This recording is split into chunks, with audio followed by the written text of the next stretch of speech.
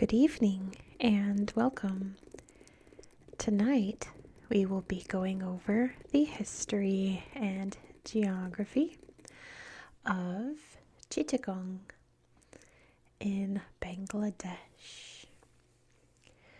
The Chittagong division is this huge section that comprises this area of Bangladesh, these islands, this long area here, and a couple other islands here along the coast in the Bay of Bengal. You can see that the largest city here, which is actually the second largest city in Bangladesh after the capital Dhaka, is Chittagong, but this is actually no longer called Chittagong. In 2018, the country officially renamed the city Chittagong. And that is because the main language spoken here is actually not Bangla, but Chittagongese, a language that's specific to this area of the world, and they say Chittagong when referring to this city. So it was officially changed to Chittagong. You'll see that reflected on Google Earth. But this map, even though it's from after 2018, they didn't change the name, but you know that now. You can see here the big Karnapuli Reservoir, creating the Karnapuli River flowing out into the sea. But probably the largest river is up here. This is the Meghna River flowing out into the sea, into the mouth of the Ganges here. This area is very famously hilly. The Chittagong Hills dominate the landscape here, creating all kinds of lovely little hills and valleys throughout the different cities and farming communities and even the beachy areas here. The most famous beachy area is along here. You can see that the city here is called Cox's Bazar. We'll talk about where this very unusual name comes from. But the beach spreads out down to about here. It is the world's longest unbroken natural beach. There are beaches that are longer, but evidently they are man-made. This is Mother Nature's longest beach, which is really special, isn't it? A lot of tourism here. Down here you can see the border with Myanmar, which is very important to its history. And along here is the border with India, which is probably even more important to its history. Both countries very much influenced the history and culture of the Chittagong area. Interesting fact about the geography here, which sadly is not on this map, is that just down past here is a little island called St. Martin's Island. It contains not only the technical southernmost point in Bangladesh, but also Bangladesh's only coral reef. How special is that? Let's talk about the history here. I think that was all of the geography I needed to mention, other than the Tropic of Cancer goes through right here. Although I couldn't find any landmarks for it, which I was a little disappointed. But anyway, the history here goes back very, very long. This area here has been a port pretty much since the time that ports were conceived of and invented. People have been using this area as a fishing area and a place for sea trade for thousands of years, to be honest. It goes way, way, way back in history. The Romans mentioned it and all of that. Chinese mentioned it, so on and so forth. It was world renowned as a very important port. In 1340, it was conquered by Muslims, making it part of the Sultanate of Bengal, which is, of course, very important to Bangladesh's history since it is a majority Muslim country today. In 1538, though, it was conquered by the Arakan, Empire Kingdom, which was a Burmese kingdom. You can see Myanmar, once called Burma, down here. This area has long been known as Arakan. They expanded up here and ruled over this area for quite a while. But they also had some help. They also had some help from the Portuguese, who never officially took over this area, although they probably really wanted to. But they negotiated with the Araucanis and even kept the Dutch out for a bit, keeping them at bay. But there was also some piracy going on here from the Portuguese as well. But in 1666, this area would be occupied by the Mughal dynasty, which was, of course, an Indian dynasty, making this part of India, which it would for another quite a while. India would eventually come under the influence of the British East India Company, and this area would be controlled by that company by 1760. Now, the British put a man in charge of the southern area here named Hiram Cox, and apparently he really got along with the locals here. He did a lot for the Araucanis living here, and they really respected him. He passed away in 1799, and clearly he was missed because they founded a bazaar here and named it Cox's Bazaar in his memory. A bazaar, of course, being just a word for a marketplace. There's so many words for markets. There's so many around the world. Bazaar is just one of them. Cox's Bazaar would be officially founded as a town or city in 1854, which it still is today. Now, we've pretty much only really talked about this area down here. What is going on up here? Well, this area was also controlled by an Indian principality known as the Tripura Kingdom.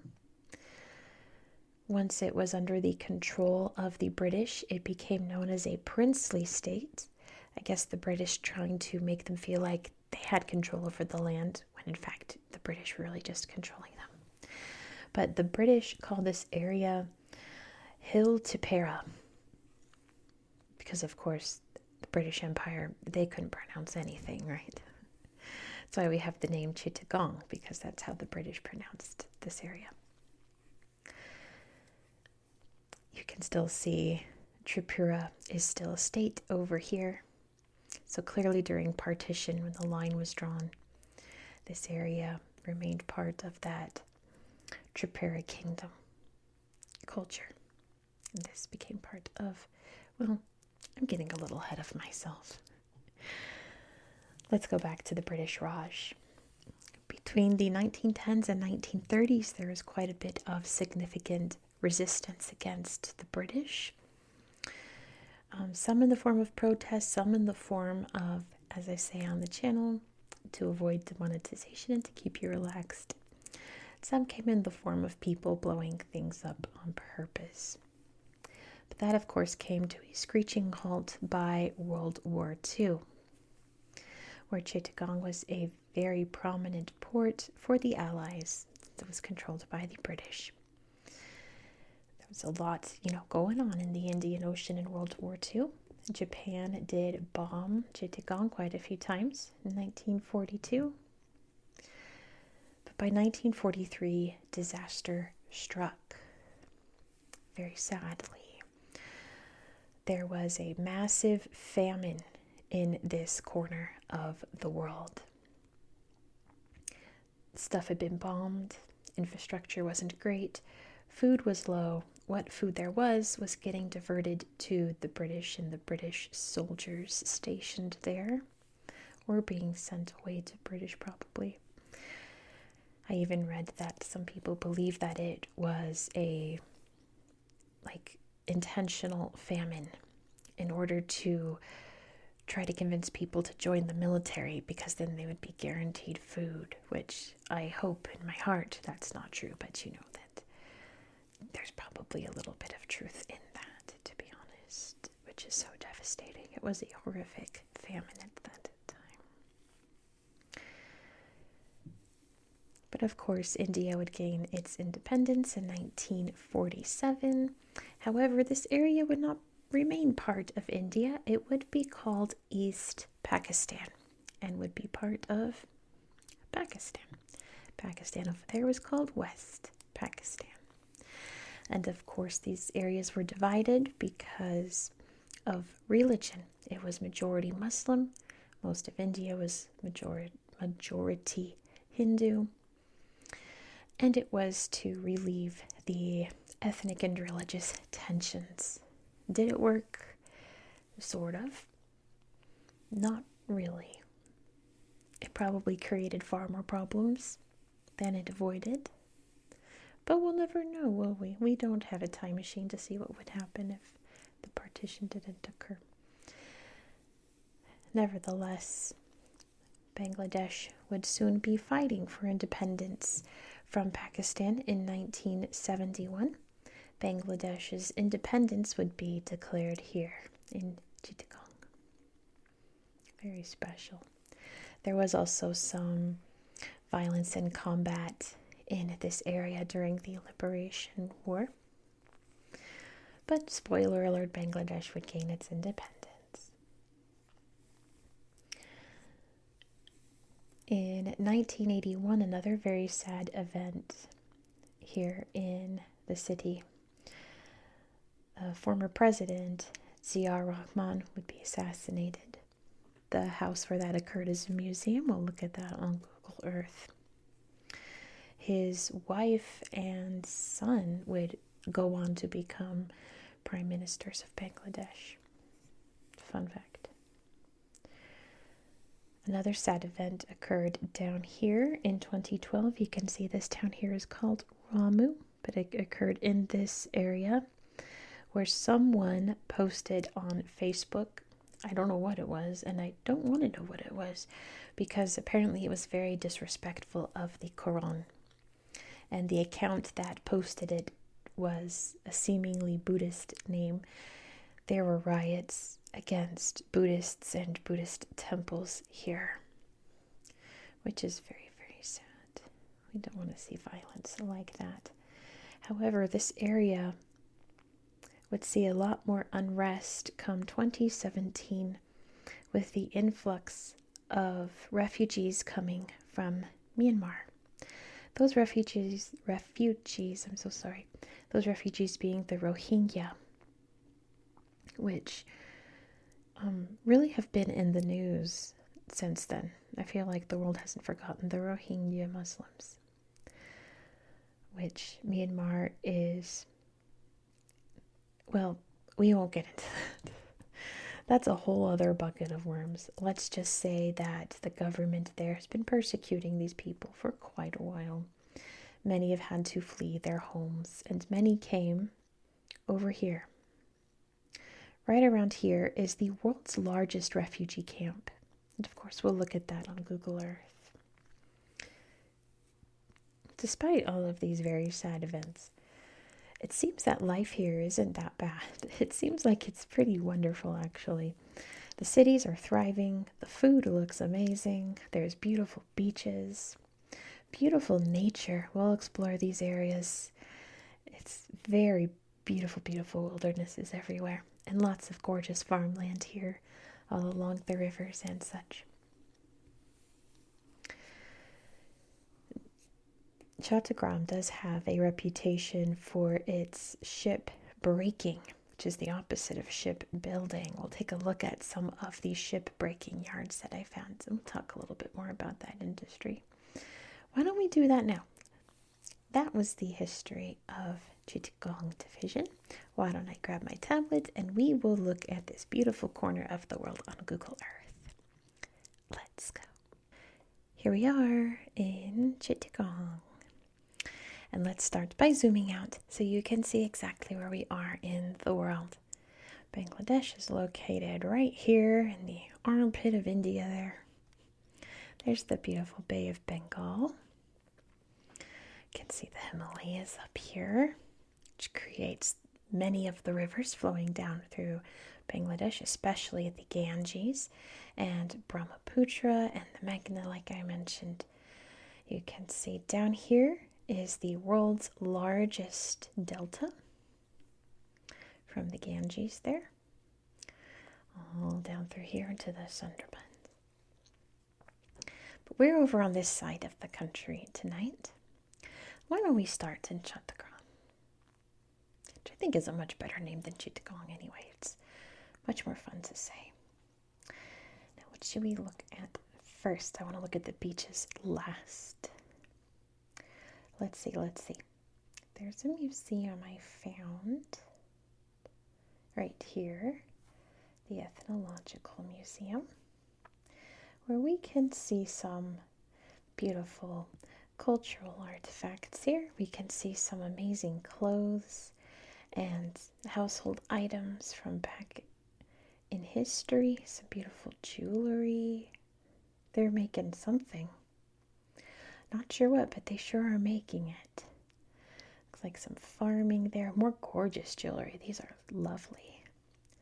Some birds of the area, and even the beautiful surroundings around the museum. Oh, monkeys. That's a blank picture. Some famous faces of the area. Some containers for offering something. Can't quite read it.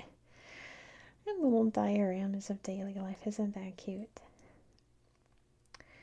Now, let's see. I promised you the Z house, but I don't see it.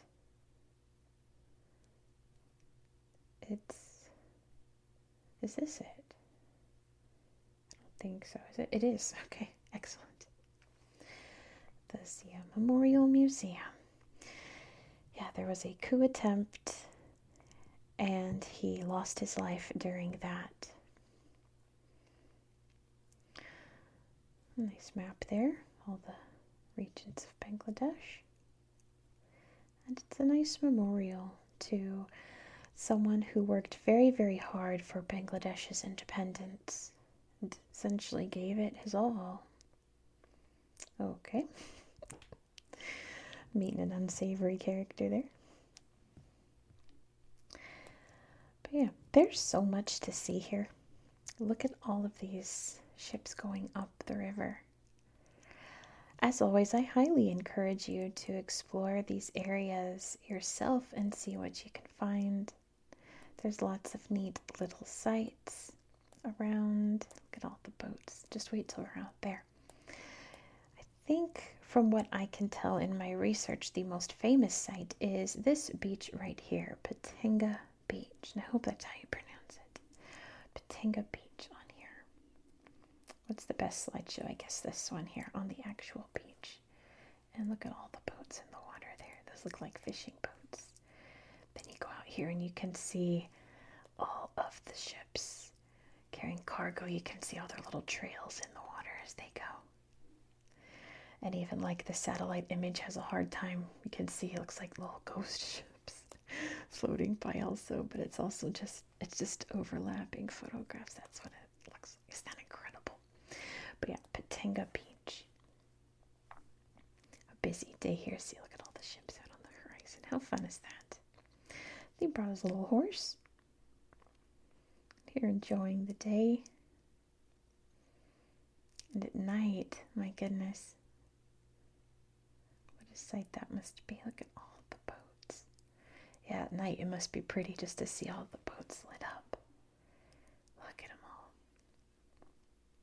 Look how crowded it must have been a hot day. I can imagine it gets sweltering, and that water must feel so nice.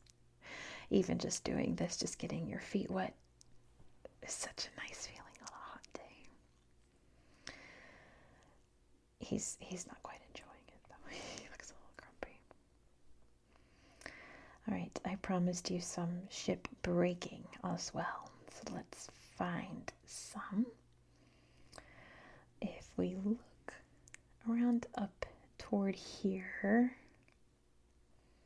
let's see. more up here. Oh yeah, here's some. They're taking apart some ships here. One of the nicknames for this area is the place where ships come to die. Sometimes companies will just dump their ships here. Or, companies will, I guess, just take them off of other people to take apart for scrap. There's been a bit of concern for workers' safety because many of the workers don't have proper safety equipment. See, look at that, taking it all apart. They don't have the right protection, they don't have the right shoes, maybe they don't have, the right equipment to break these ships apart. Apparently it's getting better because there is a big outcry. I think from National Geographic did a big expose on it, and some companies said that they would no longer be decommissioning their ships in Bangladesh because of it. So apparently it's gotten better, but who knows? I was watching one, I think we're in the mangroves now, one video of a guy trying to get a tour of ship graveyards, and the companies wouldn't let him in. There was a sign outside one of them that said, like, no child labor welcome, and it's like, yikes. If you need a sign, there's a school out in the ocean. If you need a sign saying that, there's clearly some kind of overarching problem, isn't there? But anyway, the famous ship graveyards, Chittagong. Let's go to Cox's Bazaar and see this beach. You can see it stretching down. It's Cox's Bazaar Beach. Stretching down. There's a loud car outside. Loud car. My goodness. What's up with all these loud cars outside? Now, I don't know if this makes the end of it or if this is also part of it. Because there's more beach. It still goes. Isn't that amazing? Yes, that is Cox's Bazaar Beach. I imagine you wouldn't have trouble finding a spot to relax on the world's longest beach. You can ride little ponies down the beach. You can bring your babies, go jet skiing, enjoy the nice day. Look how beautiful. Now, this is a huge tourist area, and I love the local boats here. We'll see more of these in a bit. Yeah. Oh gosh, that's a big old crab. Holy moly. Oh, that's an even bigger lobster. My goodness. But yeah, lots of tourism here. This is like probably the place to go in Bangladesh if you want to go to a beach, right? If you want a beach vacation in Bangladesh, you'd come to Cox's Bazaar. Like number one choice by far. Not to mention, most of Bangladesh's coastline is very mangrovey. It's not the best shoreline, While we're down here, let's look at this area here. You can see, even from above, this is the world's largest refugee camp. And if you're like me and looking at this being like, oh, that must be some kind of like deforestation mountaintop or something. It is not. They are all tents. They are all tents. Look at this. It breaks my heart. Because places like this are meant to be temporary and they're not meant to be this big. This is a very easy way for disease to spread. And fire. There's actually a big fire here a few years ago. It's heartbreaking that it's so massive. But you can see that they have mosques, they have playgrounds, they have schools, they have hospitals. It seems that the government is doing all they can to accommodate these people, but it is just so absolutely overwhelming. My heart really breaks for all the children living here and children who've only known life here.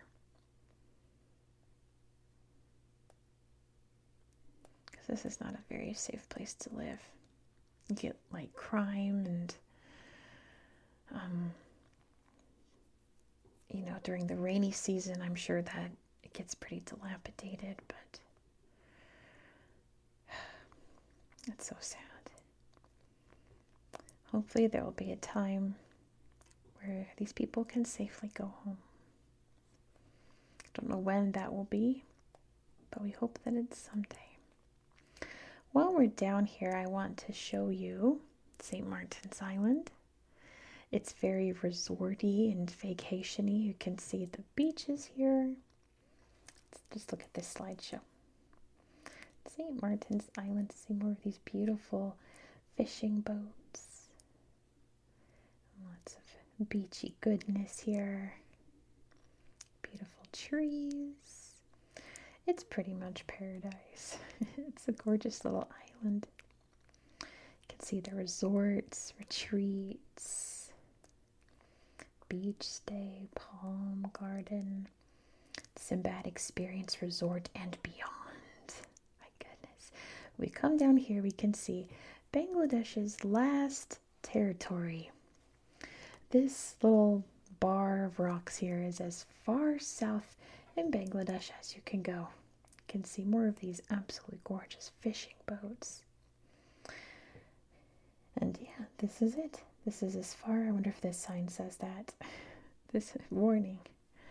If you go any more, you're done. That's it.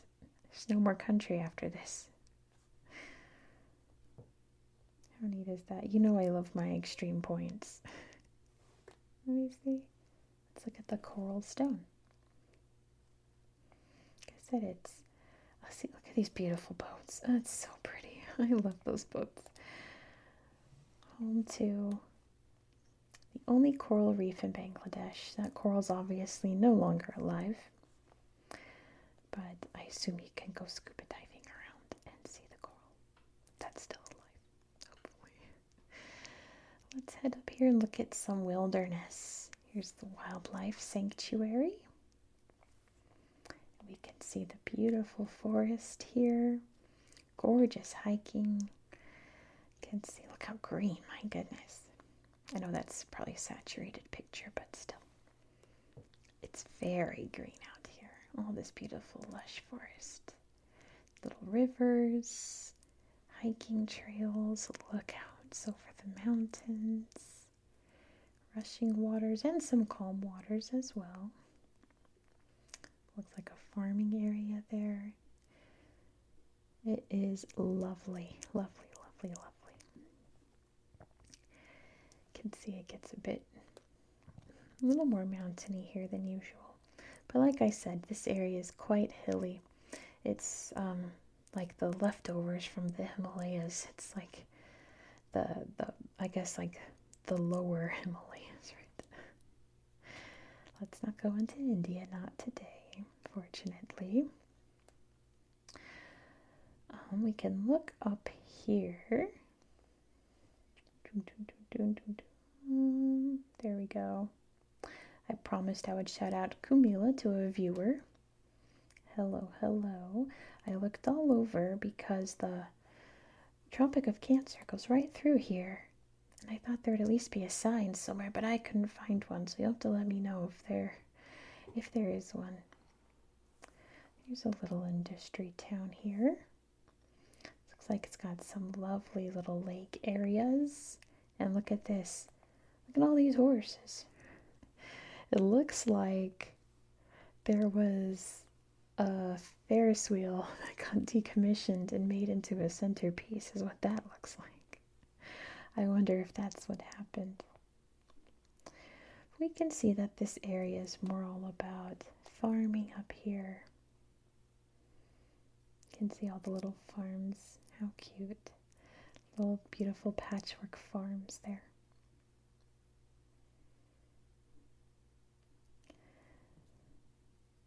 Yeah, the Indian subcontinent is really a place of absolute beauty. You can see the Meghna River flowing by. Let's find one more slideshow to look at before we end the video. Let's see, this looks like a park or something. Oh, it's so pretty. Perfect. We'll end it here. Thank you so much for watching. If you enjoyed this style of content, please consider subscribing. Next, we're going to be heading over to one of my most favorite countries to talk about, Algeria. Love Algeria.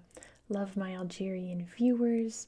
You're all so kind, and I cannot wait to talk about this area of Algeria that we're going to, because it is also just beautiful, not only in terms of coastline on the Mediterranean, but the mountains are just a thing of beauty. You're not going to want to miss it.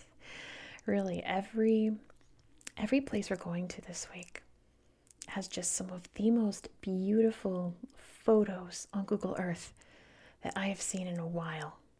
In Algeria, and then we're going to go to Botswana, and then we're going to go to another one of my favorite countries to talk about, Colombia. The pictures are just stunningly beautiful. So be sure to subscribe so you won't miss out. Please don't forget to give this video a thumbs up and let me know all your comments down below, please. I'd appreciate that. I hope that you found this video to be relaxing and educational, and I hope that you have a good